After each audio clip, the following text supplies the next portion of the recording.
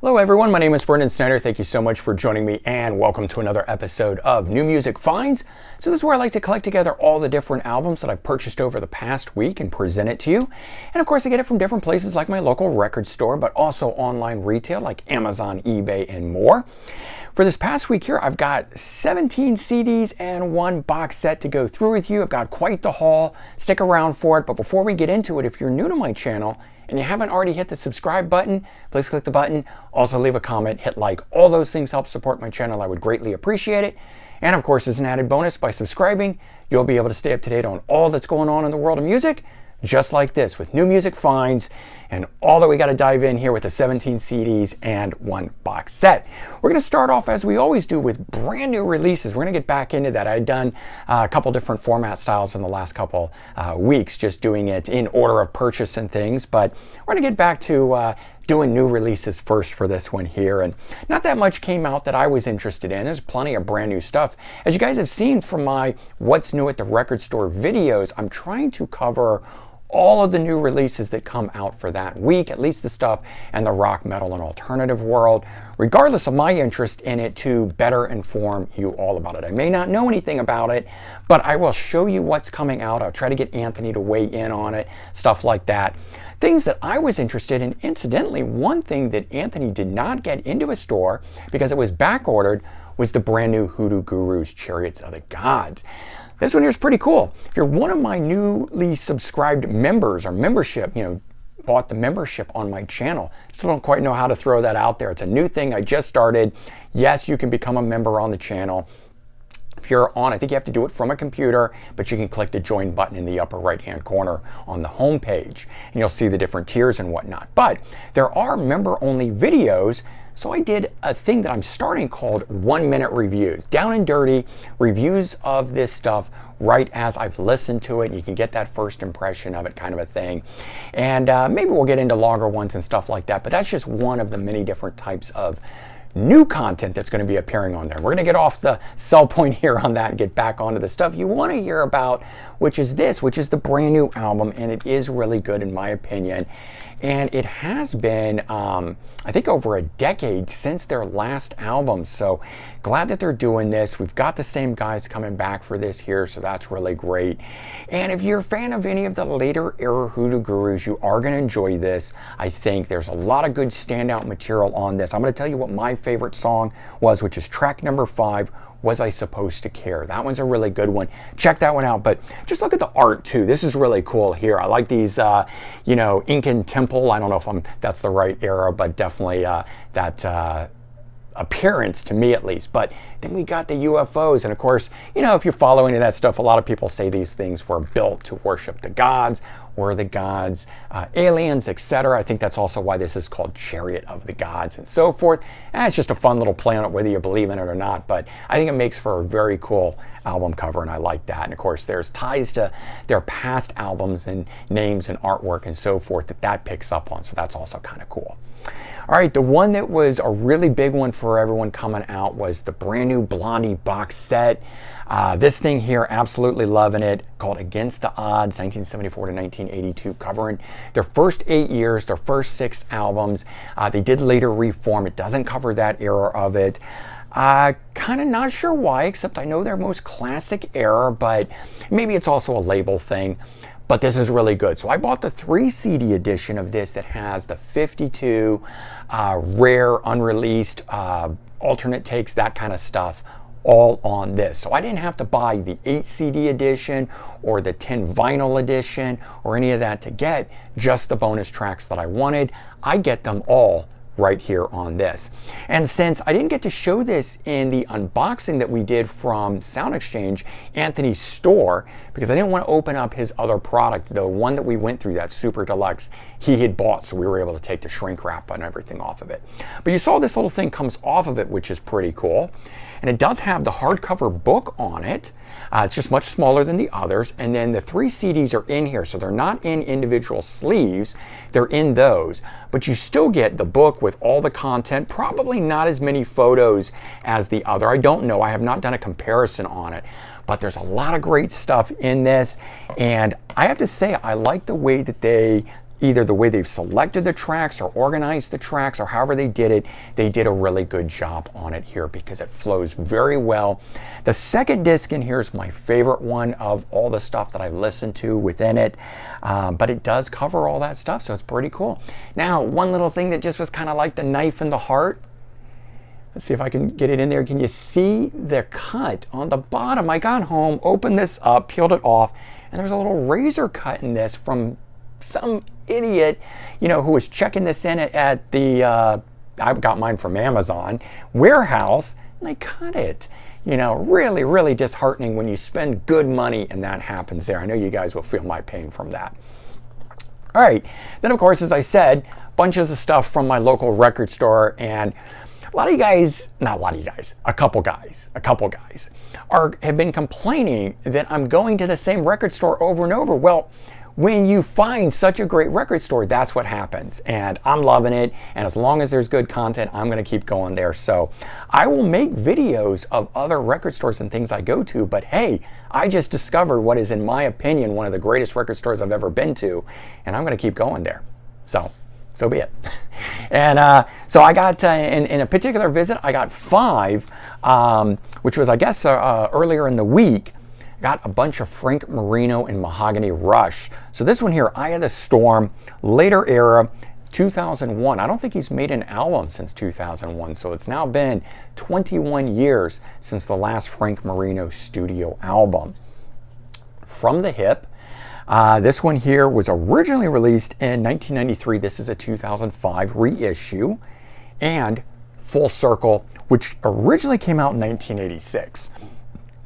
So it's also being a 2005 reissue. But when I talk about how great this particular record store is, the fact that they had all 3 of these out of print, later day era Frank Marino and Mahogany Rush albums, that to me just tells you the kind of quality place that it is, because I can't even find these online, at least not in decent prices, and all of these were like $13.98. So it's not like he's selling them at exorbitant prices the way they go for online. They were sealed in plastic, brand new, original factory sealed copies of this for the same price you would have bought it in when it came out that year. So despite the fact that they're rare and hard to find, you can still get them for a really good deal. I'm not trying to sell the store. I'm just trying to help people understand why I keep returning there. All right, on to some other things. Pat Travers' Power Trio 2. So this was a thing that he did, made 2 of these albums. They were covers albums. And this one here's got 13 tracks. It's on the Shrapnel Records label. I like that label a lot. It's for guitar shredders and people like that. Pat Travers, definitely one of those guys. Much more in the blues rock vein than some of the other guys that are in the neoclassical or whatever. But this one here is good. In particular, You Are the Music, the trapeze song. I've never been able to get into that early era of trapeze, those first 3 albums with Glenn Hughes. Huge fan of Glenn Hughes. I just can't get into it. The recordings of it, his vocals are too high on it. They go from mellow to hard. It just doesn't work for me on it. But I'll tell you what, this track here, they do a phenomenal version of it, and I'm so glad to finally get it recorded by someone that I can listen to over and over. So that was cool. And then this 1990 album, that this one here is a Japanese import. Don't know if it got a wider release outside of Japan, but this one here with the original album cover, not the recently reissued one, really good. 14 tracks on here, and I have to just say I was really surprised about the quality of music on here.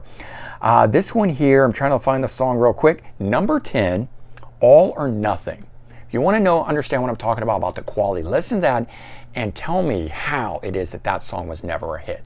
I'm sure it has to do with the label and the time it was released and all of that, not getting proper promotion, but that song is so very good. And I listened to it and I thought for sure it was a cover song.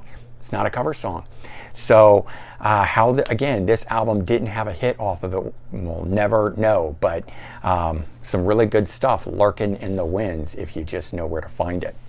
All right, and then I went on Friday to do my regular filming for What's New at the Record Store that I've started up, and hopefully you guys are enjoying that, covering all the new releases as they come out there, trying to give you guys the bigger picture that there can be. Even when I don't necessarily know anything about the artist, I still want to inform you of new releases. So that's what that series will be all about.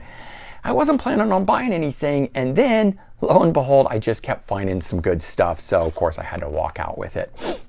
Crown of Thorns, second album, at least I believe it to be their second album, 1993, self-titled. As I understand it, they had a 1991 album. They're just another one of those bands that doesn't have a lot of info out there. There's not like the Wikipedia page and stuff, so still going through it, but very good album. Like that, Gene Beaver in there from Plasmatics.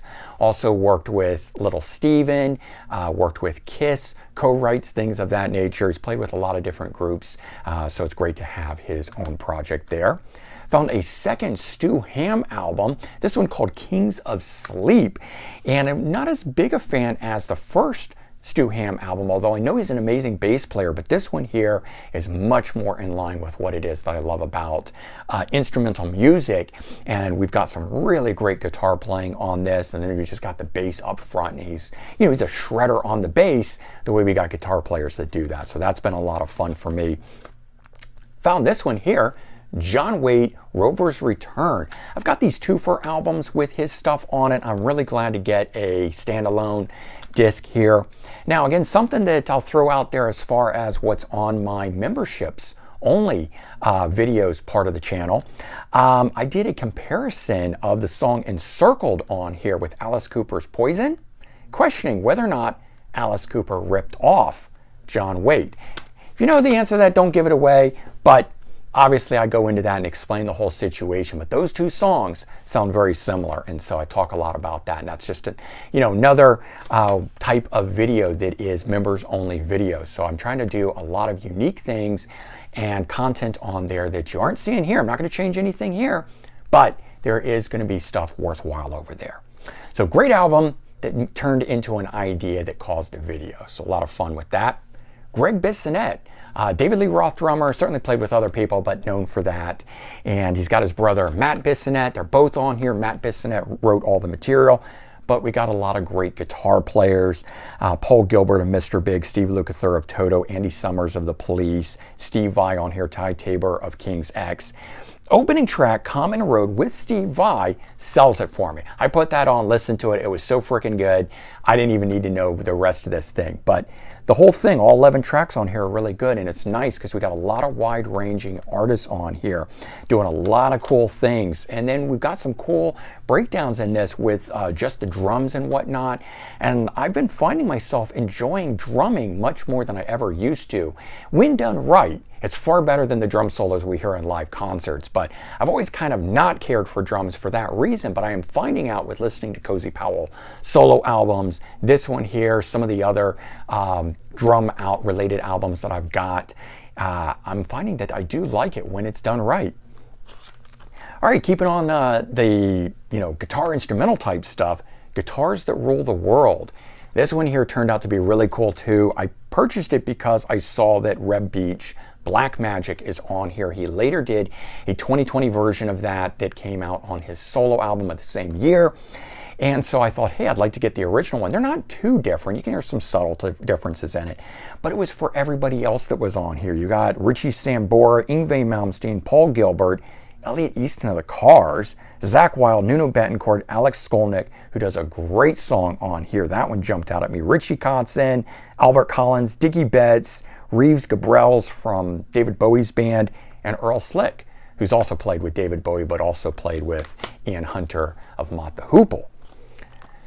Stairway to Heaven, Highway to Hell, very cool compilation, better than I remembered it. One of the things that jumped out at me was the first track, and I thought, geez, I didn't really want to sit through this. Kind of wish they had done one of the major artists first. Gorky Park, My Generation. They were the Russian band that got signed out of all of this and had a kind of minor hit with the song Bang Bang. And I like them, and I've got both their albums and stuff, but when I'm buying this and you've got Skid Row, Scorpions, Ozzy Osbourne, Motley Crue, Bon Jovi, Cinderella, you kind of want to get right to that first. Funny thing is, turns out the song I like the best that's on here, besides Motley Crue doing Teaser, which is the whole reason I bought it in the first place back in the original 1989 when I bought it on cassette, Didn't really remember anything else on here because that was kind of the era where I would just listen to a song, rewind it, start it over. You know, we all did that when we were kids. But the opening track, Gorky Park, My Generation, the Who song. Such a great interpretation of that song. Never been a big fan of the Who classic, so I was glad to hear this and find out I really liked it. And yeah, I tell everybody to go check that out. But you got all these other great ones that are on here. Also didn't know that Move Over, the song that Cinderella does the cover of from Janice Joplin, came from here. I knew it from the Greatest Hits, so that was cool to find out that it was done for something other than the Greatest Hits. It wasn't just a song that was a B-side or in the vaults. It actually came from somewhere. So got that. Very good. And also cool that track number 9, Jam, is actually 3 songs on here. So it's actually broken down on the disc as 9, 10, and 11. So you're really getting more songs on here than they lead you to believe.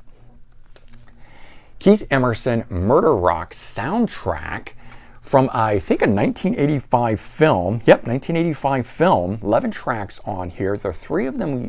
These are with vocals. The rest of it is all instrumental. But it's just really cool having Keith Emerson do something a little different than he was doing with Emerson, Lake and Palmer and his other projects like 3. Just going off and doing this, giving it a little something different there. Definitely of the 1980s, but I was glad to find that as a Japanese import. Mental as Anything, this here as a best of Chemical Travel, spanning 77 to 98 for their 21st anniversary or 21st birthday party, as they kind of show with the sticker. Sorry, where is that? There we go. We got 23 songs. I kind of thought they should have done 21 songs for the 21st anniversary tie-in like that, but you know, what are you going to do? So good stuff. If you like Men at Work, check out some Mental as Anything. And then this was one I talked about, didn't know much about, but just bought based on the album cover and stuff, Monster, called Through the Eyes of the World. Turned out that they have, their drummer, Pete Holmes, was from Black and Blue. Pete Holmes was also a member of Malice. Turns out 2 of the other guys in here were from Malice. So basically, you got 3 members from Malice with a new vocalist. So this band here, if you like Malice, it's Malice continuing with a new vocalist. Came out in 1995. Really, really good. Produced by Max Norman. Don't know why it didn't do better except for the time and the era that it came out in.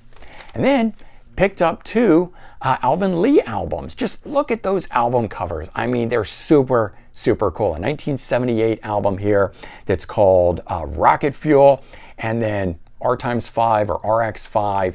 And again, just very, very cool looking there. I think this is 1981.